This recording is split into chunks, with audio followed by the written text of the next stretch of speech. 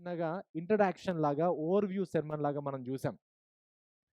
Ruth గ్రంథాన్ని ఎవరు రాసారు? ఎప్పుడు రాసారు? ఎందుకు రాసారు? అనేటువంటి కొన్ని ప్రత్యేకమైన విషయాల కోసం మనము రోజు మనం ధ్యానించాం. ఈరోజు ప్రాముఖ్యంగా రూతు గ్రంథాన్ని మనము మొదటి అధ్యాయం నుంచి మనం ప్రారంభించబోతున్నాం.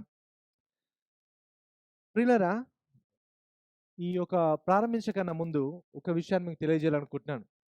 దేవునిలో గొప్పగా బ్రతికిన వ్యక్తులలో యోసేపు గారు కూడా ఒకానొక గొప్ప వ్యక్తి. అతని జీవితంలో ఎన్నో గొప్ప సమస్యలు అతనికి ఎదురైనప్పటికి కూడా అతడు ఎప్పుడు కూడా దేవునిని నిందించలేదు. విశ్వాసాన్ని కోల్పోలేదు. ఇహలోక సంతోషాలని అనుభవించడానికి అతనికి ఎన్నో సార్లు అవకాశం వచ్చింది. కానీ వాటికి దూరంగా ఉన్నాడు. ఒక స్త్రీతో వ్యభిచారం చేయడానికి అవకాశం వచ్చింది. కానీ పాపం నుంచి అతడు పారిపోయాడు. తన యొక్క పరిశుద్ధతని అతడు కాపాడుకుంటూ అనేక సమస్యలు ఎదురైనా కూడా విశ్వాసం కోల్పోకుండా దేవునిలో నమ్మకంగా ఆయన ఎదిగాడు. అతని అన్నలు అతన్ని చంపడానికి ప్రయత్నించినప్పుడు అతనిని చంపక వేరే వారికి అమ్మివేసిన తర్వాత పోతీఫర్ దగ్గర నమ్మకంగా పనిచేస్తూ ఆ పోతీఫర్ భార్య అతని మీద నింద వేయడం ద్వారా అతడుకు జైలుకి వెళ్ళడం మనం చూస్తుంటాం. ఆ జైలుకు వెళ్ళిన తర్వాత కూడా అతడు దేవునిని నిందించలేదు. నేను పరిశుద్ధంగా బ్రతికాను, కానీ నాకే ఎందుకు ఇన్ని శ్రమలు అనే దేవుడిని అతడు ప్రశ్నించలేదు. అతని జీవితంలో ఎన్ని ఎదురైనా కూడా అవన్నీ కూడా నా మంచికే అని అతడు నమ్మాడు.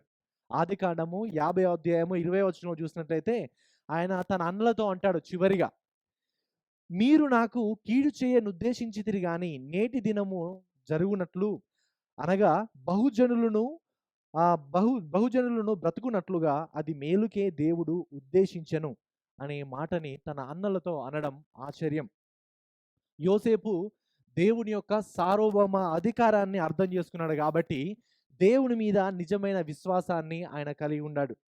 అతనికి తెలుసు జరిగే ప్రతిదీ కూడా దేవుని యొక్క అనుమతితో దేవుని యొక్క ఆధీనంలో జరుగుతుంది కాబట్టి ఈ సంఘటన దేవుడు నా జీవితంలో జరిగించాడంటే దీని వెనకాల ఏదో మంచి ఉంటుంది, దీని వెనకాల దేవుని యొక్క మహిమ ఉంటుంది అని ఆలోచించాడు కాబట్టే తన సమస్యల గుండా అతడు నిజముగా నిలకడగా నిలబడ్డాడు. కానీ ప్రియులారా, చాలాసార్లు మనం కూడా నానా రకాల సమస్యల గుండా శ్రమల గుండా వెళ్ళినప్పుడు మనము ఈ విధంగా విశ్వాసంలో నిలకడను ఉండం. నేనేం పాపం చేశాను, నాకే ఇంతెందుకు శ్రమలు, నేను మంచిగానే ఉన్నానే, నేను రోజు ప్రార్థన చేసుకుంటానే, రోజు వాక్యం చదువుకుంటానే, నాకు ఎందుకు ఇన్ని శ్రమలు అని మన విశ్వాస జీవితంలో బలహీనపడుతుంటాం. దేవుని యొక్క మంచితనాన్ని ప్రశ్నిస్తూ ఉంటాం. అందుకనే ప్రియులారా, ఈరోజు మనం వినబోయే ప్రసంగం మనందరికి కూడా చాలా ఇంపార్టెంట్. ఈ ప్రసంగంలో ఈ ప్రసంగాన్ని ప్రాముఖ్యంగా మనం 2 భాగాలుగా చూడబోతున్నాం. ఈరోజు మొదటి భాగాన్ని చూడబోతున్నాం. వచ్చే వారము రెండవ భాగాన్ని మనం చూడబోతున్నాం.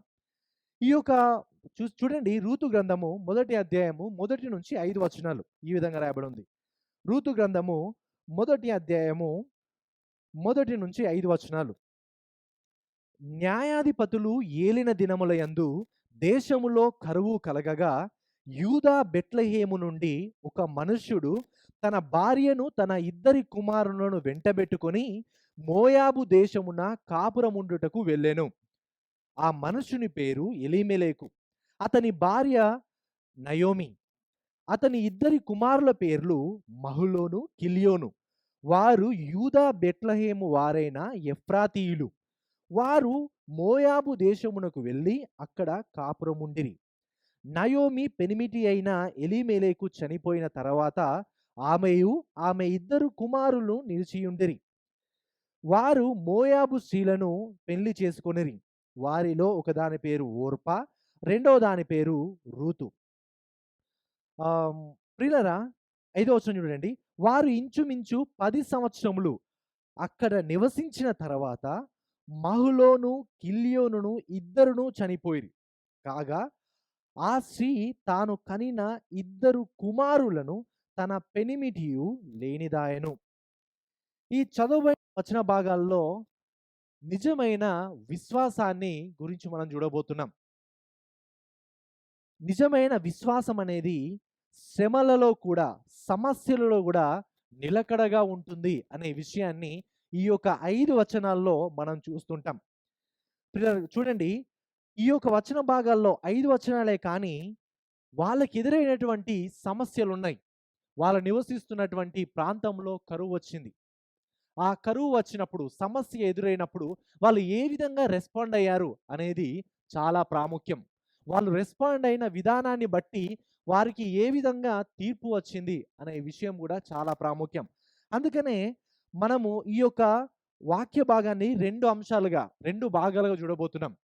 మొదటి అంశంలో మనం ఏం చూడబోతున్నామనంటే, అవిశ్వాసం దేవుని యొక్క తీర్పును తెస్తుంది. అది మొదటి అధ్యాయము మొదటి నుంచి 5 వచనాల్లో చూస్తుంటాం. రెండవ భాగంలో మనం ఏం చూడబోతున్నామనంటే, నిజమైన విశ్వాసం ఆశీర్వాదాన్ని ఇస్తుంది. మొదటిది అవిశ్వాసం దేవుని యొక్క తీర్పును తెస్తుంది. రెండోది నిజమైన విశ్వాసం దేవుని యొక్క ఆశీర్వాదాన్ని తెస్తుంది అనే విషయాన్ని మనం 2 విషయాలు మనం చూడబోతున్నాం. దాంట్లో మొదటి భాగాన్ని ఈరోజు చూడడానికి మనం ప్రయత్నిద్దాం. మొదటి భాగం చూసినట్లయితే అవిశ్వాసం దేవుని యొక్క తీర్పును తెస్తుంది. మొదటి నుంచి 5 వచనాలని మనం గమనించినట్లయితే దీంట్లో ప్రాముఖ్యంగా 3 విషయాలను మనం చూస్తాం. మొట్టమొదటి విషయం ఏంటనంటే, భూ సంబంధమైన వాటిని ఆశించడం అనే విషయాన్ని మొదటిగా చూస్తాం. చూడండి, మొదటి వచనం చూస్తే, న్యాయాధిపతులు ఏలిన దినముల యందు దేశములో కరువు కలగగా యూదా బెత్లెహేము నుండి ఒక మనుషుడు తన భార్యను తన 2 కుమారులను వెంటబెట్టుకొని బెత్లెహేము దేశమున కాపురముండుటకు వెళ్ళెను. మనందరూ కూడా తెలుసు ఈ సంఘటన ఎప్పుడు జరిగింది అంటే, న్యాయాధిపతులు ఇశ్రాయేలును ఏలుతున్న సమయంలో ఈ యొక్క సంఘటన జరిగింది అనే విషయం మనం ఇక్కడ క్లియర్‌గా మనం చూస్తుంటాం. అంటే ఆ రోజుల్లో ఇశ్రాయేలులకి రాజు లేడు కాబట్టి ఎవరికి ఇష్టం వచ్చినట్లు వాళ్ళు బ్రతుకుతున్నారు ఆ దేశంలో. అంటే చాలా భయంకరమైన, ప్రమాదకరమైన పరిస్థితులలో వారు బ్రతుకుతున్నారు. అదే సమయములో ఆ ఇశ్రాయేలు దేశంలో కరువు కూడా వచ్చేసింది. అయితే అప్పుడు ఎలీమెలెకు తన భార్య అయిన ఎలీమెలెకు భార్య అయిన నయోమి అతని యొక్క 2 కుమారులను తీసుకొని మోయాబు దేశమునకు కాపురం ఉండడానికి వారు వెళ్ళారు అనే విషయం మనం చూస్తుంటాం. ఈ వచన భాగాల్ని మనం చాలా జాగ్రత్తగా గమనించినట్లయితే ఎలీమెలెకు చేసినటువంటి తప్పులేంటో మనకు అర్థమవుతది. బహుశా ఎలీమెలెకు ఏ తప్పులు చేయలేదు అని బహుశా కొంతమంది మీరు అనుకుంటున్నారు కావచ్చు. కానీ ఆయన ఇక్కడ కొన్ని తప్పులు ఆయన చేయడం మనం చూస్తుంటాం. ఏంటి ఆ తప్పులు అని మనం చూసినట్లయితే చూడండి, దేవుడు తన ప్రజలైన ఇశ్రాయేలులకి ఆయన వాగ్దానం చేసినటువంటి వాగ్దాన భూమిని వదిలి ఆయన వేరే యొక్క అన్య దేశానికి వెళ్ళడం అనేది ప్రాముఖ్యంగా ఎలీమెలెకు చేసినటువంటి ప్రాముఖ్యమైన తప్పు. ఈయన చూడండి, ఇశ్రాయేలీయులకి దేవుడు వాగ్దానం ఇచ్చాడు ఆ ఇశ్రాయేలు దేశాన్ని. ఆ ఇశ్రాయేలు దేశాన్ని దీవిస్తానన్నాడు, ఆశీర్వదిస్తానన్నాడు, ఇశ్రాయేలు వల్లే విస్తరింపజేస్తానన్నాడు. కానీ దేవుడు వాగ్దానం చేసినటువంటి ఆ వాగ్దాన భూమిని వదిలిపెట్టేసి, ఇంకా ఎస్పెషల్లీ ఆయన ఉన్నది బెత్లెహేమ్ అనే పట్టణం.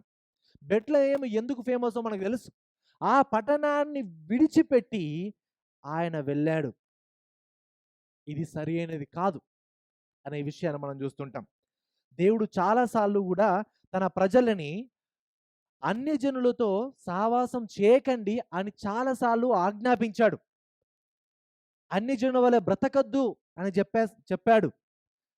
ఎందుకనంటే, మీరు అన్య దేశాలకు వెళ్ళొద్దు, అన్య దేశాల దగ్గర బ్రతకద్దు అని ఎందుకు చెప్పాడంటే, అన్య దేశాలు విగ్రహారాధన చేసేవాళ్ళు. వారు నైతిక విలువలు లేనటువంటి వారు. కాబట్టి అక్కడికి వెళ్తే మీరు నైతిక విలువలు కోల్పోతారు, నాకు విరోధంగా బ్రతుకుతారు. కాబట్టి ఎప్పుడు కూడా ఇశ్రాయేలీయులని ఒక ప్రత్యేకమైన జనాంగంగా ఉండాలనే దేవుడు ఇశ్రాయేలులకు ఎప్పుడు ఆజ్ఞాపిస్తూ ఉన్నాడు. కానీ ఈయన ఎలీమెలెకు అన్య దేశానికి ఆయన వెళ్ళడము మనం ఇక్కడ చూస్తుంటాం ప్రియులారా. అంటే ఈయన బ్రతుకు తెరువు నిమిత్తం అక్కడ కరువు వచ్చింది కాబట్టి వేరే దేశానికి వెళ్ళాడు కదా.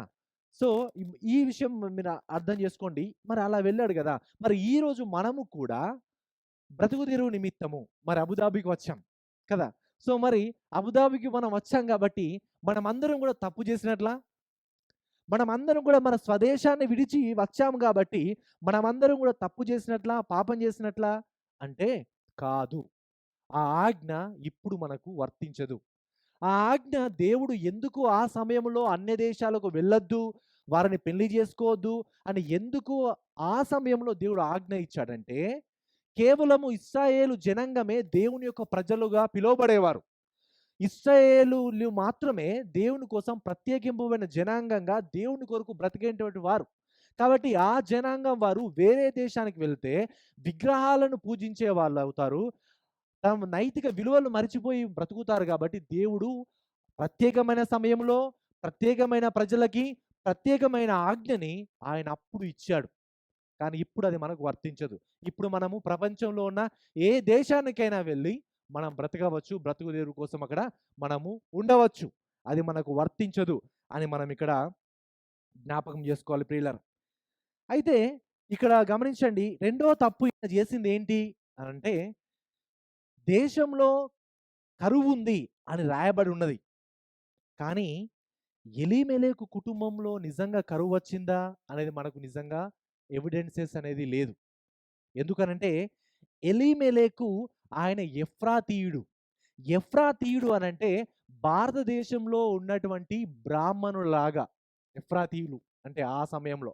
అంటే వాళ్ళు చాలా ఆహ్, ద ధనధాన్యాలు కలిగి ఉన్నవాళ్ళు. చాలా వాళ్ళకి ఆస్తిపాస్తులు కలిగి ఉన్నవాళ్ళు. అయితే దేశంలో కరువొచ్చింది. కానీ ఈయన కుటుంబంలో కరువొచ్చిందా? లేదా? అనే దానికి ఎక్కువగా ఆధారాలు లేవు. కానీ ఇంతకీ కూడా ఆయన కొదువుగా ఉన్నది అనేది మనకు తెలియదు. ఇది కేవలం నా ఆలోచన మాత్రమే. దానికి ఎలాంటి ఎవిడెన్సెస్ లేవు. బహుశా నేననుకుంటున్నాను. అంటే నేననుకుంటున్నాను. నేను అథారిటీ‌గా చెప్పట్లేదు ఈ మాటను. బహుశా ఈ యొక్క ఎలీమెలెకు దేశంలో కరువుంది. కాబట్టి అందరూ నా మీద పడి, నా యొక్క ఆస్తిపాస్తులను మరి తీసుకుంటారు గావచ్చు. నా ఆస్తిపాస్తులకు ఏమైనా ఆటంకం కలుగుతది గావచ్చు అని బహుశా ఇహలోక భూ సంబంధమైన వాటిని సంపాదించుకోవడానికి, ప్రొటెక్ట్ జేసుకోవడానికి బహుశా వేరే దేశానికి వెళ్ళుండడవచ్చు అని నేననుకుంటున్నాను. బహుశా మీరు ఇంకా దాని మీద ఎక్కువ స్టడీ చేయాలనుకుంటే you are welcome to study. దాని మీద ఇంకింకా రీసెర్చ్, హిస్టారికల్ బ్యాక్‌గ్రౌండ్ అయినా మీరు వెళ్లి స్టడీ జేయొచ్చు. కానీ నేనక్కడ ఈ యొక్క ఆలోచన ప్రకారం నేననుకుంటున్నాను. అయితే ఈయన అక్కడికి వెళ్ళాడు. వేరే దేశానికి వెళ్ళాడు. పర్లేదు. కరువుంది, లేపోతే కరువుంది అక్కడికి వెళ్ళాడు అని అనుకుందాం. అది మంచిది అనుకుందాం. కానీ ఆయన వెళ్ళింది ఏ దేశానికెళ్ళాడంటే శత్రు దేశానికెళ్ళాడు. మోయాబు దేశానికి వెళ్ళడం అనేది ఈయన చేసినటువంటి తప్పు. ఇంతకీ మోయాబు దేశానికి వెళ్ళడం అనేది ఎందుకు తప్పు? మోయాబు దేశము ఇశ్రాయేలీయులకు శత్రు దేశం. ఈ మోయాబీయులు లోతు తన యొక్క స్వంత కుమార్తెలతో ద్రాక్షారసం తాగినప్పుడు పాపం చేయడం ద్వారా, మత్తుడై ఉన్న సమయంలో పాపం చేయడం ద్వారా పుట్టినటువంటి మోయాబుకు చెందినటువంటి వారు వీళ్ళు. కొన్ని సంవత్సరాల తర్వాత ఈ యొక్క యూదులకి, మోయాబీయులకు గూడా మరి ఈ యొక్క వ్యతిరేకతలు రావడం, గొడవలు రావడం మనము చూస్తూ ఉంటాం. కొన్ని సంవత్సరాల తర్వాత యూదులని మోయాబు రాజైన బాలాకు వ్యతిరేకించడం మనం చూస్తూ ఉంటాం. 18 సంవత్సరాలు మోయాబు రాజునకు ఈ యొక్క ఇశ్రాయేలీయులు దాసులుగా పనిచేయడం మనం చూస్తూ ఉంటాం. ఇశ్రాయేలీయులకి, మోయాబీయులకి చాలా సార్లు యుద్ధం జరిగింది. మొదటి సాముయేలు గ్రంథంలో 24 అధ్యాయము, 22 అధ్యాయంలో మనం గమనించినట్లయితే కంటిన్యూయస్‌గా వాళ్ళకి వీళ్ళకి మధ్యలో యుద్ధం జరగడం మనం చూస్తుంటాం. ఈ మోయాబీయులు మొలెకు అనేటువంటి దేవతని వాళ్ళు ఆరాధించేవాళ్ళు. ఏ విధంగా ఆరాధించేవాళ్ళంటే చిన్న పిల్లలని నరబలి ఇస్తూ ఆ యొక్క దేవతలని పూజించేవాళ్ళు. ఇలాంటి వారు వీళ్ళు. యెషయా గ్రంథంలో 16 అధ్యాయము 6 వచనంలో చూసినట్టయితే మోయాబీయులు గురించి ఒక మాట రాసుంది. మోయాబీయులు బహు గర్వము గలవారని మేము వినియున్నాము. వారి గర్వమును గురించియు, వారి అహంకార గర్వ క్రోధములను గురించియు వినియున్నాము అనే విషయాన్ని మనం ఇక్కడ చూస్తుంటాం. అంటే వీళ్ళు భయంకరమైన బహు గర్వము గలవారు, అహంకారులు. ఇర్మియా గ్రంథము 48వ అధ్యాయంలో కూడా చూస్తుంటాం. యెషయా 15వ అధ్యాయం, 16వ అధ్యాయంలో చూసినట్లయితే వీళ్ళు మోయాబు దేశం వాళ్ళు దేవుని ద్వారా శపించబడిన వాళ్ళు. దేవుడు ఆ దేశాన్ని శపించాడు. అయితే ఇక్కడ ఎలీమెలెకు దేవుని చేత ఆశీర్వదింపబడినటువంటి ఆ వాగ్దాన భూమిని వదిలిపెట్టుకొని దేవుడు శపించిన మోయాబు దేశానికి వెళ్ళడానికి ఆయన ఇష్టపడ్డాడు. ప్రియులారా, ఇందును బట్టి మనం ఏమర్థమవుతాం, తన ఆస్తిపాస్తులను కన్నా దేవుని కన్నా తన ఆస్తిపాస్తులను ఎక్కువగా ప్రేమించడం మనం ఇక్కడ చూస్తుంటాం. భూలోక భద్రతపై ఆయన ఆధారపడ్డాడు. 20వ కీర్తన 7వ వచనంలో చూసినట్లయితే ఈ విధంగా ఉంది. కొందరు రథములను బట్టియు కొందరు గుర్రములను బట్టియు అతిశయపడుదురు. మనమైతే మన దేవుడైన యెహోవా నామమును బట్టియు అతిశయపడుదుము. ఇక్కడ ఏమన్నాడు, కొందరు తమకున్న ఆ యొక్క బలగాలను బట్టి, రథములను బట్టి, గుర్రలను బట్టి అతిశయపడతారు. ఓ, నాకు చాలా ప్రొటెక్షన్ ఉంది, నాకు చాలా సెక్యూరిటీ ఉంది అని. కానీ ఏమన్నాడు, మనమైతే యెహోవా నామమునందు మరి అతిశయపడదుమని చెప్తున్నాడు. ప్రియులారా, ఇశ్రాయేలు దేశంలో ఇక్కడ భద్రత లేదు అని ఎలీమెలెకు వేరే దేశానికి ఆయన భద్రత ఉన్నది అనే విషయాన్ని ఆలోచించి అక్కడికి వెళ్ళాడు. ఇంకో విధంగా చెప్పాలంటే ఇశ్రాయేలు దేశంలో ఉన్నటువంటి బ్యాంకుల మీద నమ్మకం లేదు ఆయనకి. మోయాబు దేశంలో ఉన్నటువంటి బ్యాంకుల మీద బాగా సెక్యూర్గా ఉంటాయి బ్యాంకులని అతడు నమ్మాడు అని మనం అనుకోవచ్చు. ఇశ్రాయేలు దేశంలో ఉన్న ఆస్తికి రక్షణ లేదు, కానీ శత్రు దేశమైన, అవిశ్వాస దేశమైన మోయాబు దేశంకైనా సరే వెళ్ళి నా ఆస్తిని రక్షించుకుంటాను అని అనుకున్నాడు ఈయన. మత్తయి సువార్త 6వ అధ్యాయం 20వ వచనంలో చూసినట్లయితే, పరలోకమందు మీ కొరకు ధనమును సమకూర్చుకొనుడి, అచట చిమ్మటైనను తుప్పైనను దానిని తినివేయదు, దొంగలు కన్నము వేసి దొంగిల్లరు. పిల్లరా, వాక్యం కంటిన్యూస్గా మనకు సెలవిస్తుంది. ఈ లోకంలో ధనం సంపాదించుకోవాలని కాదు మనం ప్రయాసపడేది. పరలోక సంబంధంలో, పరలోక రాజ్యంలో మనం ఆస్తి పాస్తులు సంపాదించుకోవాలని వాక్యము కంటిన్యూస్గా ఎన్నోసార్లు వాక్యంలో మనం చూస్తూ ఉంటాం. ప్రియులరా, మరి మన భద్రత దేనిలో ఉంది, మనం దేని యందు విశ్వాసం ఉంచుతున్నాం అనే విషయాన్ని మనం చూడాలి. ఎలీమెలెకు ఈ లోకంలో ఉండే ధనం కొరకు ప్రయాసపడ్డాడు.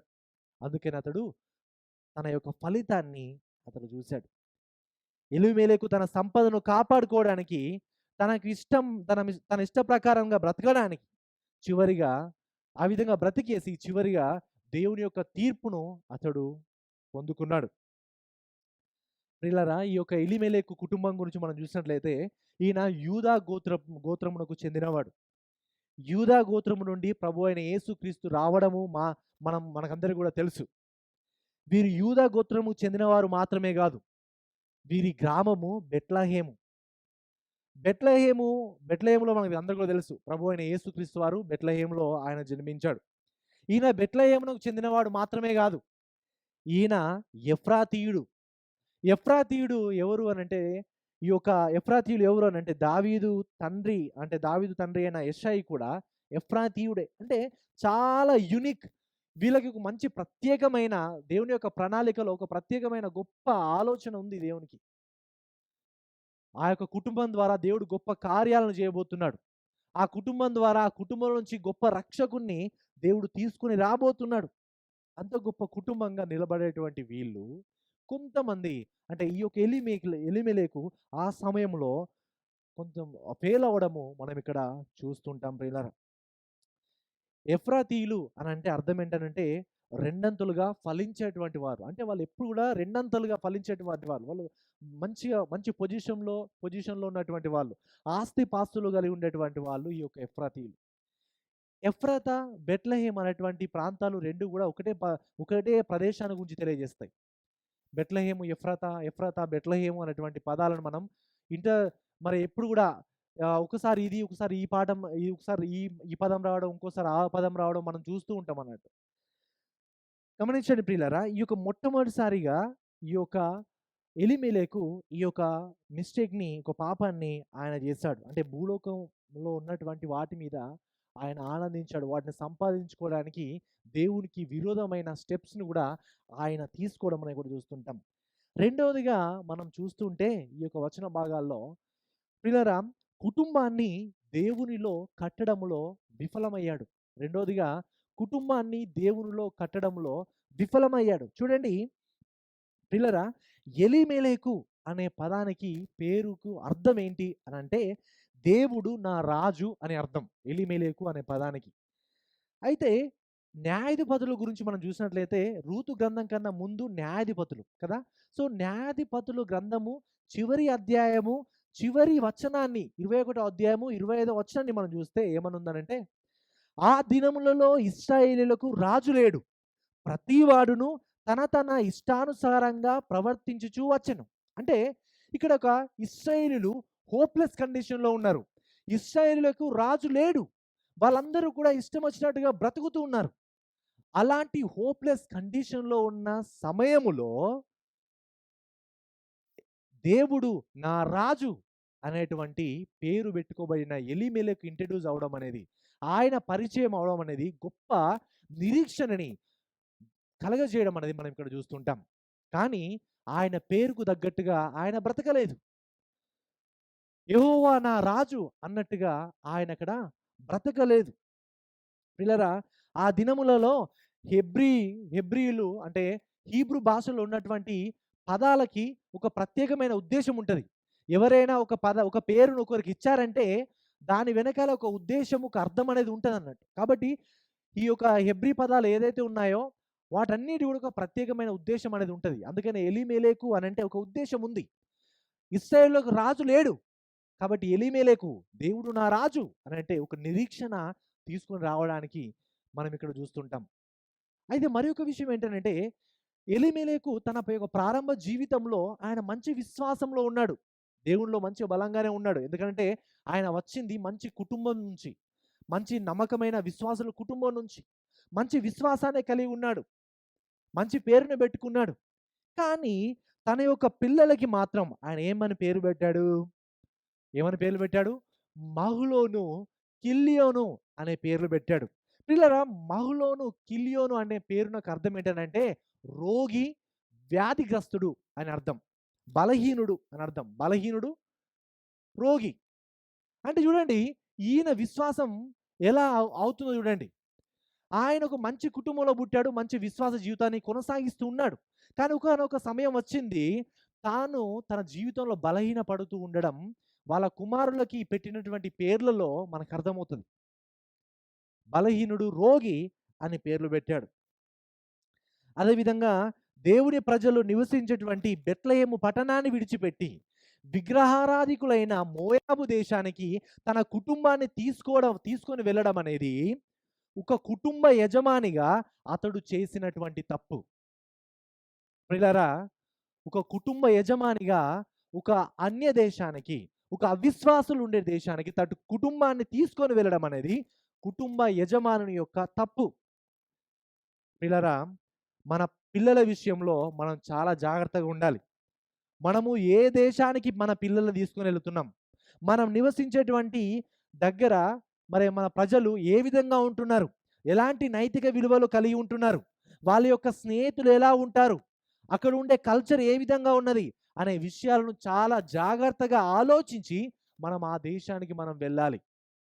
బ్యాడ్ చాయిసెస్ తీసుకోవద్దు. యాజ్ ఏ పేరెంట్స్‌గా, తండ్రులుగా నేను వెళుతున్న ప్రదేశం ఏంటి? అక్కడ ఎలా ఉంటాయి పరిస్థితులు? అని చాలా జాగ్రత్తగా ఆలోచించి మన కుటుంబాన్ని మన నిర్ణయం తీసుకోవాలి ప్రియులారా.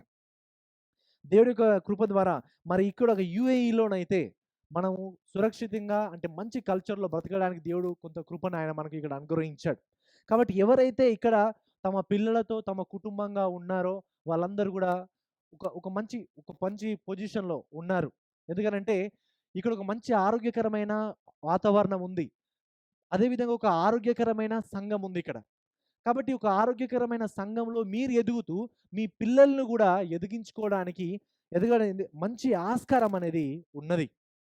కాబట్టి మీరు ప్రత్యేకంగా, ప్రాముఖ్యంగా ఆలోచించాల్సింది ఏంటనంటే, నేను వెళ్తున్న ప్రదేశంలో, నేను ఉంటున్న ప్రదేశంలో నా పిల్లలకి దేవుని యొక్క జ్ఞానంలో ఎదగడానికి అవకాశం ఉన్నదా?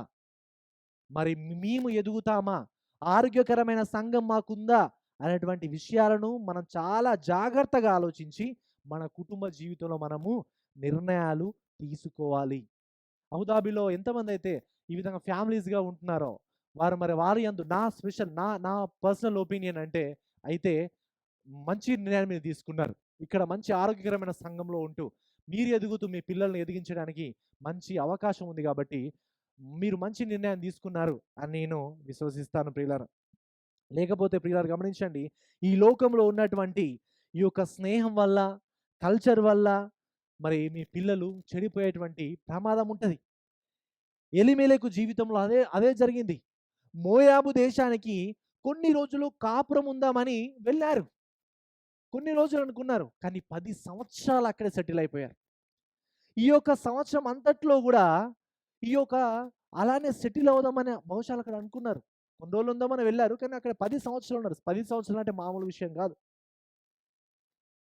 మోయాబు దేశానికి ఒక విగ్రహాలను పూజించే దేశానికి తన పిల్లలని ఎలీమెలెకు తీసుకొని చేసిన తప్పును బట్టి, పాపాన్ని బట్టి తన పిల్లలు గూడా పాపంలో పడిపోయారు. పిల్లరా, మనం తీసుకునే బ్యాడ్ చాయిసెస్‌ని బట్టి మన పిల్లలు గూడా ఇన్‌ఫ్లూయెన్స్ అవుతారు. కాబట్టి ఇక్కడ ఎలీమెలెకు యొక్క పిల్లలు మహ్లోను, కిల్యోను వాళ్ళిద్దరూ కూడా అవిశ్వాసులను పెళ్లి చేసుకున్నారక్కడ. అవిశ్వాసురాలైన మరి రూతుని, ఓర్పాని అక్కడ అన్యజనులని వారు పెళ్లి చేసుకోవడం అనేది మనం ఇక్కడ చూస్తుంటాం. ఒక సామెత ఉంటది. ఏంటిది? తాను చేరిన కోతి వనమెల్ల చెరిచింది అని అంటారు. అన్నట్టుగా ఎలీమెలెకు చెడిపోయాడు. విశ్వాసంలో బలహీనపడ్డాడు. తన యొక్క పిల్లల్ని గూడా విశ్వాసంలో బలహీనపరిచి, వారిని గూడా పాపంలో పడిపోవడానికి ఆయన కారణమయ్యాడు. ప్రియులారా, తల్లిదండ్రులుగా మనము ఎలా బ్రతుకుతున్నామో మన పిల్లలు గూడా అలాగే మనలాగానే వాళ్ళు బ్రతుకుతారు. మీరు దేవుని యందు భయభక్తులు కలిగి బ్రతికితే మీ పిల్లలు కూడా దేవుని యందు భయభక్తులు కలిగి బ్రతుకుతారు. మీరు దేవుని యొక్క విశ్వాసంలో బలహీనులైతే మీ పిల్లలు గూడా బలహీనులవుతారు. మీరు మీ సంఘానికిచ్చే ప్రాముఖ్యత మీరెంత ఇస్తున్నారు అనేది మీ పిల్లలు గూడా సంఘానికి అంతే ప్రాముఖ్యతనిస్తారు. పిల్లరా, మీరు దేవునికి ఎంత ప్రాధాన్యతనిస్తున్నారో దాన్ని బట్టే మీ పిల్లలు గూడా ప్రాధాన్యతిస్తారు. నేను గర్వంగా, సంతోషంతో చెప్పగలుగుతున్నాను. నేను దేవుని పట్ల దేవుని ఎందుకు ఎంతగా ప్రేమిస్తున్నానో, దేవుని కోసం ఎందుకు పనిచేస్తున్నానంటే, మా తల్లిదండ్రులు అంతగా దేవుడిని ప్రేమించారు గాబట్టి. అంతగా దేవుని యొక్క పరిచర్యలో ఆళ్ళు పనిచేశారు గాబట్టి, నేను నా చిన్ననాటి నుంచే దేవునిలో ఎదగడానికి మా తల్లిదండ్రులు నాకొక ఆదర్శంగా వాళ్ళు నిలబడ్డారు. పిల్లరా, మన పిల్లలకి మనం ఆదర్శంగా ప్రతి విషయంలో ఉండాలి. దేవుని ప్రేమించే విషయంలో, దేవునికి ప్రాముఖ్యతనిచ్చే విషయంలో, దేవుని సంఘానికి ప్రాముఖ్యతనిచ్చే విషయంలో మనము ఒక ఎగ్జాంపుల్‌ని మనం సెట్ జేయాలి. అప్పుడే మన పిల్లలు మనల్ని వెంబడిస్తూ వాళ్ళు బ్రతుకుతూ ఉంటారు పిల్లరా. చూడండి, ఈ యొక్క ఎలీమెలెకు తన పిల్లలని ఒక ఆరోగ్యకరమైన ప్రదేశానికి, ఒక ఆరోగ్యకరమైన దేశానికి తీసుకెళ్లడంలో విఫలమయ్యాడు. అవిశ్వాసుల మధ్యలో ఉంచాడు. కాబట్టి ఎలీమెలెకు యొక్క పిల్లలు అవిశ్వాసులను పెళ్లి చేసుకున్నారు. వాక్యం పదే పదే ఎన్నో సార్లు చెప్తుంది. మనం చూసినట్లయితే 2 కొరింథీయులకు రాసిన పత్రిక 6వ అధ్యాయం 14వ వచనం చూసినట్లయితే అవిశ్వాసులతో జోడుగా ఉండకుడి అని క్లియర్ కమాండ్ ఉంది. అవిశ్వాసులను అవిశ్వాసుల్ని వివాహం చేసుకోవద్దని, అవిశ్వాసులతో జోడుగా ఉండొద్దని క్లియర్‌గా ఉంది. ఖచ్చితమైన ఆజ్ఞ. కానీ ఈ ఆజ్ఞ క్లియర్‌గా ఉన్నప్పటికిని గూడా కొంతమంది ఏమనుకుంటారంటే, లేదు లేదు, నేను వాళ్ళని పెళ్లి చేసుకుంటా, అవిశ్వాసాలను పెళ్లి చేసుకొని వాళ్ళు మారుస్తా అని అంటారు. ఇవన్నీ కబుర్లు మాత్రమే. అవిశ్వాసుల్ని నేను పెళ్లి చేసుకొని మారుస్తాను అని అంటారు. ఒక 2, 3 సంవత్సరాల తర్వాత వాళ్ళే విగ్రహాలను పూజిస్తూ కనబడుతూ ఉంటారు. లేదనని అందరిలాగా గాదు. నేను ఆమెను పెళ్లి చేసుకుంటా, ఆమెకు నేను సువార్త చెప్తా, ఆమెను మారుస్తా అని అంటాడు. అమ్మాయి గూడా అలానే అంటది. లేదు లేదు, నేను ఉపవాస ప్రార్థన నుండి ప్రార్థన చేస్తాను, ఆయన మారేంత వరకి నేను ప్రార్థన చేస్తూనే ఉంటాను అని శబదాలు చేస్తారు. ఎన్నో నేను చేస్తాను అంటారు. కానీ తొందరలోనే వాళ్ళు గూడా పడిపోతూ ఉంటారు. ఎందుకండి ఛాలెంజెస్, రిస్క్ తీసుకోవడం? దేవుని వాక్యం క్లియర్‌గా చెప్తుంది అవిశ్వాసంతో జోడుగా ఉండొద్దని. కాబట్టి అవిశ్వాసంతో జోడుగా ఉండొద్దంటే దానికి అర్థం ఏంటిది? అంతే ఇగ. అవిశ్వాసంతో జోడుగా ఉండొద్దు, పెళ్లి చేసుకోవద్దని క్లియర్‌గా. అలా అని మరి ఈరోజు అవిశ్వాసులను పెళ్లి చేసుకున్న వాళ్ళందరూ కూడా ఫెయిలియర్ అని అనట్లేదు. కొందరు దేవుని యొక్క ప్రణాళికలో అవిశ్వాసులను పెళ్లి చేసుకున్నా మరి దేవుని యొక్క కృప ద్వారా అల్టిమేట్‌గా అది దేవుని యొక్క కృప ద్వారా పెళ్లి చేసుకున్న తర్వాత మరి వాళ్ళు ప్రభువుని తెలుసుకొని భర్త యొక్క విశ్వాసాన్ని బట్టో, భార్య యొక్క విశ్వాసాన్ని బట్టో వారు తర్వాత మారితే దేవునికి స్తోత్రం. వందనాలు. దేవుడు తన కృపలో జ్ఞాపం చేసుకొని మార్చిండు. కానీ చాలా రిస్క్ ఉన్నది దాంట్లో. కాబట్టి దయచేసి పెళ్లి గాని యవ్వనస్తులారా మీకు ఈ యొక్క దేవుని యొక్క వాక్యాన్ని బట్టి నేను మీకు ఆజ్ఞాపిస్తున్నాను. విశ్వాసులను మాత్రమే మీరు వివాహం చేసుకోండి. దాంట్లో నో కాంప్రమైజ్. మీరు వారి యొక్క రంగు రూపును చూసి, ఆస్తి పాస్తులను చూసి పెళ్లి చేసుకోవడం కాదు. వాళ్ళు విశ్వాసులా కాదా? వాళ్ళ విశ్వాస జీవితం ఏ విధంగా ఉన్నది అనే విషయాన్ని మీరు చాలా జాగ్రత్తగా మీరు తెలుసుకొని అప్పుడు మీరు వివాహం చేసుకోండి. దయచేసి తల్లిదండ్రులు కూడా మీకు చెప్తున్నాను. మీ పిల్లలని నమ్మకమైన విశ్వాసులకు మాత్రమే మీరు ఇవ్వండి. ఈ అబ్బాయి అబుదాబిలో ఉంటాడంట, ఎక్కువ జీతం వస్తదంట, చూడ్డానికి బాగున్నాడు, రంగు రూపు, వాళ్ళ మంచి ఫ్యామిలీ బ్యాక్‌గ్రౌండ్ అని వీటిని చూసి పెళ్లి చేస్తారు. పెళ్లి చేసి వాళ్ళ జీవితాన్ని నాశనం చేస్తారు. ప్రియులారా, తల్లిదండ్రులైన మీరు దయచేసి వాళ్ళకున్న ఆస్తిపాస్తులు, బ్యాక్‌గ్రౌండ్, రంగు, రూపు ఇవి కాదు ఫస్ట్ మీ కొలమానాలు. ఆ వ్యక్తి విశ్వాస కాదా? అది ఫస్ట్ ఆఫ్ ఆల్ మీరు చూడాల్సిన విషయం. అర్థమవుతుందా? ఫస్ట్ ఆ విషయాన్ని మీరు చూడండి. నిజమైన విశ్వాసి అయితే అప్పుడు మీ పిల్లలని వారికి వివాహం చేయడానికి మీరు ముందుకు రండి తప్ప, ఈ యొక్క భౌతికమైనటువంటి కొన్ని రోజులుండి కొన్ని రోజులు పోయేటువంటి వాటిని ఆధారంగా వివాహాలని మీరు ఏర్పరచకండి అనే విషయాన్ని నేను మీకు తెలియజేస్తున్నాను పిల్లరా. తండ్రులారా, మీ పిల్లలకి ఇహలోకమైన చదువులు నేర్పించడానికి తల్లిదండ్రులు ఇహలోకపరమైన ఆ యొక్క చదువులను నేర్పించడానికి ఎంతో ప్రయాసపడతారు, ఎంతో ఖర్చు చేస్తారు. వాళ్ళ భవిష్యత్తు మంచిగా ఉండాలని ఎంతో శ్రద్ధ కలిగి ఉంటారు. అలాగే మీరు వాళ్ళు రక్షింపబడడానికి, వాళ్ళు దేవుని యొక్క జ్ఞానంలో ఎదగడానికి కూడా అంతకంటే ఎక్కువగా మీరు ప్రయాసపడాలి అనే విషయాన్ని మీకు తెలియజేస్తున్నాను. తల్లిదండ్రులారా, మరి దేవుడు మీకు పిల్లల్నిచ్చింది మీ పిల్లలని గొప్ప ప్రయోజకులుగా చేసి డాక్టర్లుగా, ఇంజనీర్లుగా, సైంటిస్టులుగా చేయాలన్నది ఇదే కాదు ప్రాముఖ్యమైన ఉద్దేశం. చేస్తే దేవునికి స్తోత్రం. కానీ ఇదే కాదు ప్రాముఖ్యమైన ఉద్దేశం. దీనికన్నా ప్రాముఖ్యమైన ఉద్దేశం ఏంటంటే మీ పిల్లలని మొట్టమొదటిసారిగా మీరు విశ్వాసులుగా చేయండి. ఇదే ప్రాముఖ్యమైన దేవుని యొక్క ఉద్దేశం. ప్రియులారా, మీరు మీకు పిల్లలని దేవుడు బహుమానాలుగా ఇచ్చాడు. ఎందుకనంటే మీరు మీ పిల్లల్ని దేవుడికి తిరిగి బహుమానాలుగా ఇస్తారని. వారు మీ సొత్తు కాదు, వారు దేవుని యొక్క సొత్తు. దేవుని కోసం వారిని మీరు పెంచాలి. దేవుని యొక్క జ్ఞానంలో వారిని మీరు పెంచాలి. దేవుని యొక్క రాజ్య వ్యాప్తి కొరకు మీరు వారిని పెంచాలి. వారు చదువుకోవడానికి మీరు కృషి చేయండి. వాళ్ళు గొప్పగా డాక్టర్లు, ఇంజనీర్లు, సైంటిస్టులు కావాలని కృషి చేయండి. అట్ ద సేమ్ టైం దేవుని యొక్క జ్ఞానంలో మీరు ఖచ్చితంగా వాళ్ళకు తగిన శిక్షణను మీరు ఇవ్వండి. Parents are the primary disciple makers to the children. మీ తల్లిదండ్రులు మీరు మీ యొక్క పిల్లలని శిష్యులుగా చేయడంలో మీరే గురువులు. మీ పిల్లలకి మీరే గురువులు, మీరే బోధించాలి, మీరే నేర్పించాలి. Parents are the ambassadors of our lord Jesus Christ to the children.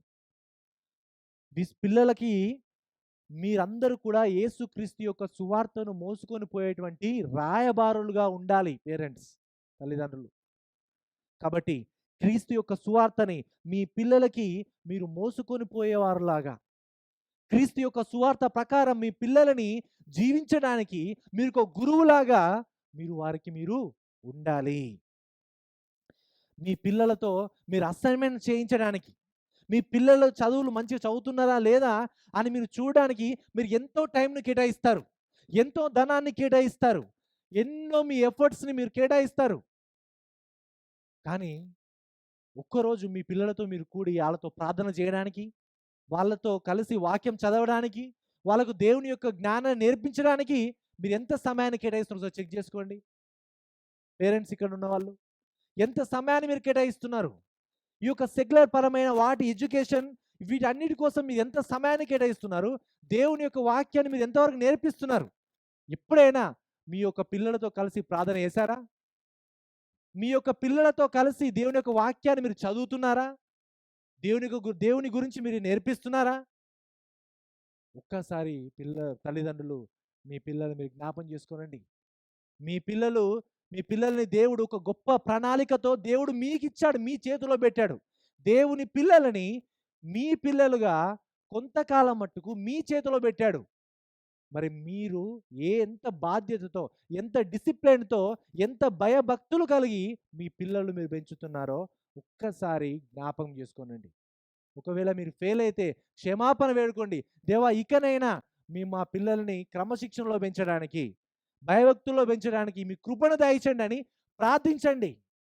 దేవుణ్ణి వేడుకోండి. దేవుడు కృప అనుగ్రహిస్తాడు. ప్రియులారా, ఈ విధంగా ఎలీమెలెకు విఫలమయ్యాడు. కానీ తల్లిదండ్రులు అయితే ఈరోజు మనం ఉన్న వాళ్ళమైతే తప్పకుండా చాలా జాగ్రత్తలు కలిగి ఉండి మన పిల్లల్ని దేవునికి జ్ఞానంలో మనం పెంచాలి. వారికి మంచి భవిష్యత్తును మనము ఇవ్వాల్సిన బాధ్యత దేవుడు మనకి ఇచ్చాడు. మూడోదిగా ఎలీమెలెకు వీళ్ళు చేసినటువంటి ఒక మిస్టేక్ ఏంటనంటే, పాపం ఏంటనంటే, చివరిగా వీళ్ళు చేసిన మిస్టేక్స్‌కి, పాపానికి దేవుని యొక్క తీర్పుని వాళ్ళు పొందుకున్నారు. దేవుని యొక్క తీర్పుని వాళ్ళు పొందుకున్నారు. చూడండి, మనం చూసినట్లయితే 10 సంవత్సరాలు ఎలీమెలెకు కుమారులు ఉన్నారక్కడ. కానీ పెళ్లి చేసుకున్నారు రూతు, ఓర్పాలు. కానీ రూతు, ఓర్పాలకి 10 సంవత్సరాలు పిల్లలు పుట్టలేదు. వారి గర్భాలను దేవుడు మూసాడు. ఆయన జడ్జిమెంట్, ఆయన తీర్పు అనేది మనం చూస్తుంటాం. కుటుంబ యజమాని ఎలీమెలెకు చనిపోయాడు. ఆయన తీర్పు చూస్తుంటాం. అతని యొక్క 2 కుమారులు కూడా చనిపోయారు. పరాయి దేశంలో పాతిపెట్టబడ్డారు. ఆ సమయంలో, ఆ సంస్కృతిలో ఎవరైనా చనిపోయి పరాయి దేశంలో పాతిపెట్టబడితే వారు అవమానకరంగా భావించేవాళ్ళు. వాళ్ళ యొక్క సంతానానికి, వాళ్ళ వంశానికి అవమానకరంగా భావించేవాళ్ళు. అందుకని మనం చూస్తే యాకోబు ఎముకలు 400 సంవత్సరాల తర్వాత కూడా తిరిగి దేశాన్ని తీసుకొని వచ్చి ఇశ్రాయేలు దేశంలో పాతిపెట్టబడడం మనం చూస్తుంటాం. అబ్రాహాము, శారా, యోసేపు ఇలాంటి అనేక చాలామంది విశ్వాసుల యొక్క వాళ్ళు వేరే దేశాల్లో ఉన్నప్పుడు వాళ్ళ యొక్క ఎముకలను తీసుకొని వచ్చి మరలా స్వదేశంలో పాతిపెట్టడం మనం చూస్తుంటాం. ఎందుకు అంటే ఆ కల్చర్‌లో, ఆ సంస్కృతిలో పరాయి దేశంలో పాతిపెట్టబడితే వాళ్ళు అవమానకరంగా భావించేవాళ్ళు. అందుకని ఈ విధంగా చేసేవాళ్ళు. కానీ వాళ్ళు ఈ యొక్క మహులోను, కిలియోను అక్కడే చనిపోయారు. అక్కడే పాతిపెట్టబడ్డారు మోయాబు దేశంలో. ఇది దేవుని యొక్క తీర్పు వారి మీదకి రావడం మనం చూస్తుంటాం. నయోమి కుటుంబం ధనవంతురాలై ఉండేటోళ్ళు ఒకప్పుడు. కానీ వాళ్ళు నిస్సహాయ పరిస్థితికి పడిపోయి, నిస్సహాయ పరిస్థితిలో వారు మరలా తిరిగి రావడం మనం చూస్తుంటాం. సంతోషం గల కుటుంబం ఒకప్పుడు.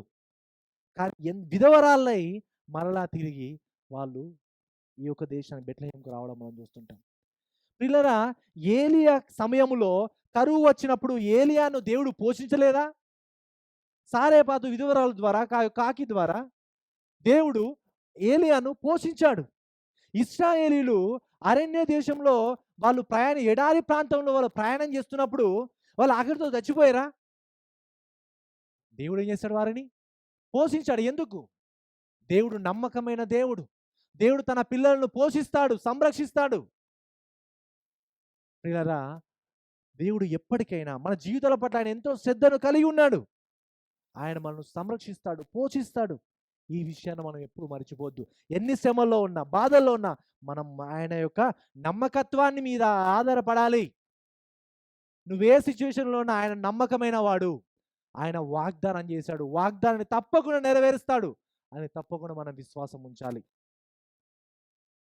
ప్రియులారా, నోవాహు కాలంలో దేవుడు మరి జలప్రళయాన్ని లోకాన్ని తీసుకొని వస్తానన్నప్పుడు నోవాహు వెళ్ళి చాలా మందికి సువార్త ప్రకటిస్తాడు. కానీ వినరు. ఏమున్నాడు ఈ నోవాహు, పిచ్చోడు ఉన్నట్టున్నాడు, జలప్రళయం వస్తుందట, అందరి మునిగిపోతుందంట, ఇవన్నీ జరుగుతాయట అని అనుకున్నారు. కానీ జలప్రళయం వచ్చేసింది. మాట వినని వాళ్ళందరూ కూడా దేవుని యొక్క తీర్పుకు వాళ్ళు లోనైపోయారు. దేవుని యొక్క తీర్పుకు వారు గురైపోయారు. ప్రియులారా, దేవుని యొక్క మాటకు వ్యతిరేకంగా బ్రతికితే ఆ రోజైనా, ఈ రోజైనా, ఎప్పుడైనా సరే దేవుని యొక్క తీర్పుకు మనము గురి అవుతాము. చాలామంది అనుకుంటుంటారు బ్రతికినన్ని రోజులు చాలా సంతోషంగా బ్రతకాలి, లైఫ్ ఎంజాయ్ చేయాలి. దేవుడిచ్చిన ఈ యొక్క జీవితాన్ని, లేపోతే ఉన్నన్ని రోజులు ఈ లోకంలో ఉన్నటువంటి టెక్నాలజీ అయినా, ఉన్నటువంటి వసతులన్నీ గూడా అనుభవించాలి. మన కోరికలన్నీ తీర్చుకోవాలి అని అనుకుంటారు చాలామంది యవ్వనస్తులు. నువ్వు కొంతమంది యవ్వనస్తులు దేవుడు దేవుడంటే, ఏంది నువ్వు యవ్వనస్తునివా? ముసలోనివా? ఇప్పుడు దేవుడు అంటున్నావు అని అంటారు. అంటే వాళ్ళ యొక్క దృష్టిలో, వాళ్ళ కోణంలో యవ్వనస్తులుగా ఈ లోకాన్ని ఎంజాయ్ చేయాలి, లగ్జరీగా బ్రతకాలి ఇలా అనుకుంటున్నారు ప్రజలు. కానీ అలాంటి వారికి వాక్యం ఒకటి చెప్తుంది. ఏంటనంటే ప్రసంగి 11వ అధ్యాయం 9వ వచనం. యవనుడా నీ యవనమందు సంతోషించుము. ఎంజాయ్. సంతోషించుకుంటున్నావు కదా, సంతోషించు. నీ యవన కాలమందు నీ హృదయమును సంతుష్టిగా నుండడేమో, సాటిస్ఫైగా. నీ కోరిక చొప్పున, నీ దృష్టి యొక్క ఇష్టము చొప్పున ప్రవర్తించు. నీకు ఏది అనిపిస్తే అది చెయ్యి. నీకు ఏది కావాలనిపిస్తే అది చెయ్యు. నీ దృష్టి చొప్పున నువ్వు నడువు. అయితే చూడండి ఇక్కడ, అయితే వీటిని బట్టి దేవుడు నిన్ను తీర్పులోనికి తెచ్చునని జ్ఞాపకం ఉంచుకో. ఇష్టం ఉన్నట్టు బ్రతుకు, నీ ఇష్టం. ఎట్లా అంటే అట్లా బతుకు. నీ యవన కాలాన్ని సంతోషించి ఏమన్నా చేయు. కానీ ఒక్క విషయం గుర్తుంచుకో, నీవు ఒకరోజు ఆయన తీర్పు ఉండబోతుంది. ఆయన తీర్పు రోజు నువ్వు రాబోతుందనే విషయాన్ని నువ్వు జ్ఞాపకం ఉంచుకొని బ్రతుకు అనే విషయాన్ని ప్రసంగి ఇక్కడ చెప్తుండడం మనం ఇక్కడ చూస్తుంటాం. పిల్లరా, చాలామంది ఈ విధంగా చాలామంది అనుకుంటారు యవన కాలంలో సంతోషంగా బ్రతకాలి, మనకి ఏం చేయాలని అది చేయాలని. కానీ ప్రియులారా, ఇక్కడే ఉన్నాం, మీరు అందరూ కూడా జ్ఞాపకం చేసుకోనండి. నేను కూడా ఏం చెప్పట్లేదు మీరు ఎట్లా బ్రతకండి అట్లా బ్రతకని చెప్పట్లేదు, మీరు బ్రతకండి. కానీ ఒక్క విషయం మాత్రం గుర్తుంచుకోండి, ఒక రోజు మనమైనా చనిపోబోతున్నాం, ప్రభు అయిన యేసుక్రీస్తు వారైనా రాబోతున్నారు. అది వచ్చినప్పుడు దేవుని యొక్క తీర్పు పీఠం ముందు మనందరం నిలబడబోతున్నాం. ఆయన తీర్పు తీర్చబోతున్నాడు. మనం ఆలోచించిన ప్రతి ఒక్క ఆలోచనకి, మనం చేసిన ప్రతి ఒక్క పనికి ఆయన తీర్పు తీర్చబోతున్నాడు. ఆ రోజు ఆయన తీర్పు దినం ముందు ఆయన ముందు నిలబడితే మరి మనం ఏ విధంగా నిలబడతాం? ధైర్యంగా నిలబడతామా? వణుకుతూ నిలబడతామా? అనేది మన జీవితాలను ఒకసారి మనము పరీక్షించుకోవాల్సిన ప్రాముఖ్యత మనకు చాలా ఉంది ప్రియులారా. ప్రియులారా, బహుశా మీలో ఎవరైనా ఇంకా దేవుని చిత్తం మీ జీవితాల పట్ల ఏముందో తెలియక ఈ లోకంలో ఉన్న సుఖ సంతోషాలకు బానిసలైపోయి మరి బ్రతుకుతున్నారు కావచ్చు. ఇదే లైఫ్ సంతోషంగా ఉండాలనే కోణంతోనే మీరు ఉన్నారు కావచ్చు. దయచేసి ప్రియులారా గమనించండి, మీరు మీ పాపంలో ఉన్నారు. మీ పాపంలో ఉన్నారు మీరు గ్రహించి మీ పాపాలను ఒప్పుకొని విడిచిపెడితే దేవుడు మీ పాపాలను క్షమించి ఆయనను మిమ్మల్ని అందరూ క్షమించి కూడా తన పిల్లలుగా చేసుకొని పరిశుద్ధంగా బ్రతకడానికి దేవుడు మీ కృపను గ్రహిస్తాడు. లేదు లేదు నాకు అవసరం లేదు, నేను బ్రతికిన రోజు నాకు దేవుడు ఎవరద్దు, నేను బ్రతికిన రోజులు నా లైఫ్ని నేను ఎంజాయ్ చేస్తా అని అనుకున్నారా? Be careful. ఒకరోజు తీర్పు రాబోతుంది. ఆ తీర్పు దినం రోజు నీవు నిత్య నరకానికి వెళ్ళే ప్రమాదంలో ఉంటావు. ఇదే రక్షణ దినం.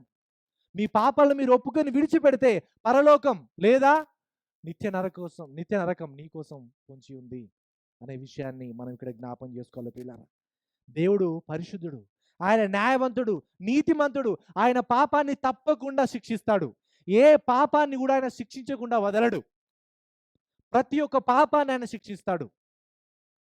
పిల్లరా, మనం చేసినటువంటి పాపాలకి మన మీదనైనా నిత్య నరకంలో శిక్ష పడాలి, లేకపోతే ఇప్పుడైనా మన విశ్వాసం ఉంచితే మన పాపాలను బట్టి ప్రభు అయిన యేసుక్రీస్తు మీద ఇదివరకే శిక్ష పడింది కాబట్టి ఆ యొక్క శిక్షను బట్టి, ఆ యొక్క గొప్ప విమోచన కార్యాన్ని బట్టి మన పాపాలన్నీ క్షమించబడి పరిశుద్ధులుగా ఉండేటువంటి గొప్ప అవకాశాన్ని దేవుడు మనకు అనుగ్రహించాడు అనే విషయాన్ని మనం చూస్తాం. ప్రియులారా, పరిశుద్ధుడైన దేవుడు తన యొక్క కులమానాలతో మనల్ని తీర్పు తీరిస్తే దేవుని ముందు నిర్దోషులుగా ఎవరు కూడా నిలబడరు. దేవుని యొక్క తీర్పు దినం రోజు ఆయన మనల్ని తన యొక్క దృక్కోణంలో, తన యొక్క పరిమాణాలతో, తన యొక్క కులమానాలతో ఆయన మనం కొలిస్తే, ఆయన చూస్తే ఎవరు కూడా నేను పరిశుద్ధుని, నేను నీతిమంతుని, నేను న్యాయవంతుని అని చెప్పుకునే ఆ యొక్క ధైర్యం మనలో ఎవరిలో కూడా లేదు. అందరం కూడా పాపులమే. ఆయన యొక్క దైవోగ్రతకి పాత్రులుగానే మనం అందరం కూడా ఉండిపోతాం. అందుకనే ప్రియులారా, మనముగా నిజముగా ఆ యొక్క తీర్పు నుంచి మనం తప్పించుకోలేం. మనం ఏం చేసినా దేవుని యొక్క కొలమానాలతో మనము దాన ధర్మాలు చేసినా, నీతి కార్యాలు చేసినా, గొప్ప పేరు సంపాదించినా, ఏమి చేసినా కూడా ఈ లోకంలో దేవుని యొక్క కొలమానాలతో ఆయన కొలిచినప్పుడు మనం పరిశుద్ధులుగా తీర్చబడలేం. మన నీతిమంతులుగా తీర్చబడలేం. మన యొక్క దేవుని దృష్టికి మన యొక్క నీతి కార్యాలు మురికి గుడ్డల్లా ఉన్నాయి. అవి ఎందుకు పనికిరావు. మనకు మనముగా ఎప్పటికిని, ఎన్నటికిని గూడా నీతిమంతులు కాలేం. న్యాయవంతులు కాలేం. అందుకనే దేవుని యొక్క కొలమానాలతో కొలిస్తే ప్రభు అయిన యేసుక్రీస్తు వారే పరిపూర్ణమైన పరిశుద్ధతని ఆయన కలిగి ఉన్నాడు కాబట్టి, ఆయన ఆయన మన స్థానంలో ఆయన తూకంలో నిలబడ్డాడు. ఈ యొక్క తూకంలో ఆయన మన స్థానంలో నిలబడ్డాడు కాబట్టి, ఆయనను బట్టి ఈరోజు మనం పరిశుద్ధులుగా, నీతిమంతులుగా పిలువబడుతున్నాం. ప్రియులారా, ప్రభు అయిన యేసుక్రీస్తు వారు ఆయన మన ముందు నిలబడ్డాడు కాబట్టి, ఆయన వెనకాల మనం ఉన్నాం కాబట్టి, ఆయన యొక్క పరిశుద్ధతను బట్టి ఈరోజు మనం పరిశుద్ధులుగా పిలువబడుతున్నాం. ఆయన యొక్క నీతిని బట్టి ఈరోజు మనం నీతిమంతులుగా తీర్చబడుతున్నామనే గాని, మనలో ఉన్న మంచితనాన్ని బట్టి గాని, మనకున్న ధనధాన్యాలను బట్టి గాని, మనం పుట్టిన కులాన్ని బట్టి గాని, మనకున్న హోదాను బట్టి గాని, మనం ఎన్నటికిని, ఎప్పటికిని పరిశుద్ధులమై నిత్య నరక శిక్షను మనం తప్పించుకొని పరలోక రాజ్యం వెళ్ళలేం. ఇది మనకు అసాధ్యం. అందుకనే ప్రభు అయిన యేసుక్రీస్తు వారు ఈ భూమి మీదికి ఆయనకు వచ్చి మన స్థానంలో కలవరి శిలువలో ఆయన మరణించి, మనము ఎన్నటికి బ్రతకలేని పరిశుద్ధమైన జీవితాన్ని ఆయన మన కోసం బ్రతికి, మనం వెళ్ళలేని ఆ యొక్క శిలువ శిక్షని ఆయన అక్కడికి వెళ్ళి మరణించి తిరిగి లేచి మరలా ఆయన మన కోసం రాబోతున్నాడు ప్రియులారా. ఈ యొక్క సత్యం నందు ఎంతమంది అయితే విశ్వాసం ఉంచుతారో వాళ్ళందరినీ కూడా తన పిల్లలగుటకు దేవుడు గొప్ప అధికారాన్ని ఆయన మనకి అనుగ్రహిస్తున్నాడు ప్రియులారా. ఈ యొక్క గొప్ప విశ్వాసాన్ని ఎవరైతే కలిగి ఉన్నారో వాళ్ళు ఎలాంటి పరిస్థితుల్లో ఉన్నా నిలకడగా ఉంటారు. సమస్యల్లో ఉన్నా, సంతోషంలో ఉన్నా, అది బాధ అయినా, నింద అయినా, లేమి అయినా, కలిమి అయినా, ఇది ఎలాంటి సిచ్యువేషన్ అయినా సరే, ఒక విశ్వాసి ప్రతి సిచ్యువేషన్లో స్టేబుల్గా తన విశ్వాసంలో నిలబడాలంటే కారణం, రీజన్, ఆధారం ఏంటనంటే ప్రభు అయిన యేసుక్రీస్తు వారు మాత్రమే. ఆయన ఉంటే చాలు మనకి. అది ఏ పరిస్థితి అయినా, ఏ సందర్భమైనా ఆయన మనతో పాటు ఉంటాడు, మనలో ఉంటాడు. ఆయన మనతో పాటు నడుస్తూ ఆయన మనతో ఆయన ఒక సావాసం చేస్తూ మనకు అండగా ఆయన ఉంటాడు అనే విషయాన్ని మనం ఇక్కడ జ్ఞాపం చేసుకోవాలి. పిల్లరా, మీరు మీ శ్రమలలో నిలకడగా ఉండాలంటే క్రీస్తును కలిగి ఉండండి. క్రీస్తుతో పాటు కలిగి ఉండండి. క్రీస్తులో మీ జీవితాన్ని మీరు కట్టుకోండి ప్రియులారా. చివరిగా ఒక 3 ప్రశ్నలని నేను మిమ్మల్ని అడగాలనుకుంటున్నాను. ప్రియులారా, మీరు మీ అనుదిన జీవితంలో ఎదురయ్యేటువంటి సమస్యలలో, శ్రమలలో కానీ, సంతోషంలో కానీ మీరు దేవుని యందు మరి నిశ్చలమైన, నిలకడగలిగిన విశ్వాసాన్ని మీరు కలిగి ఉన్నారా లేదా? మీ విశ్వాసం మీ పరిస్థితులను బట్టి మారుతూ ఉందా? ఒకసారి మన జీవితాలు మనం పరీక్షించుకుందాం. రెండవదిగా, అన్నీ ఉన్నప్పుడే దేవానికి వందనాలు అని అంటారు, చాలా ఈజీ. కానీ ఏమీ లేనప్పుడు కూడా దేవానికి వందనాలు అని నువ్వు చెప్పగలుగుతున్నావా? ఇంతకుముందు మనం బైబిల్ వచనంలో చూసినప్పుడు యోబు గారు ఏమన్నారు? యెహోవా ఇచ్చెను, యెహోవా తీసుకొనెను అని అతడు తన విశ్వాసంలో నిలకడగా ఉన్నాడు. అలాంటి విశ్వాసం మనలో ఉందా?